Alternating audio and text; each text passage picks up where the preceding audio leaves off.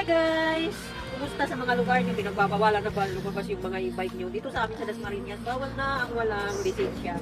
Kaya kahapon, nagpunta ako ng LTO. So, kailangan mag-seminar ng 2 araw. So, kung magsiseminar ako ng 2 days, 2 days din ako sarado ng pisaran. Sayang, di ba? Kaya ang ginawa ko, nag-offline ako ng seminar. Valid, pag pinadalhan ka pala ng, ng link, ng LTO, valid for 1 month. Yan. Kailangan within 1 month, tapusin mo yun. Kasi mag-i-expire. And then mag-update ka sa kanila pag tapos na kasi actual ang exam. Doon ka mag-i-exam sa LTO. Yung seminar lang pala ang seminar lang pala ang online. Tapos wala namang problema basta ipasa mo. Pagka ipasa mo, dire-diretso na yan. Medical na lang ang kailangan mo. And then makukuha mo na yung student permit mo. Ako ang in-apply ko ngayon ay student permit. 1 year validity din naman yun. Kaya hindi muna ako mag-renew agad ng non-prom. Antayin ko muna mag 1 year yun. Kasi e-bike lang naman ang i-drive ko eh. So, okay lang yun.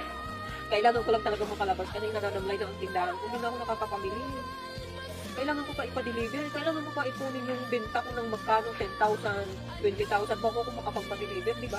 Imbis noon, maganda kasi pagka halos araw-araw ako namimili umiikot yung mga paninda ko. Ngayon hindi, ang hirap. So, yun.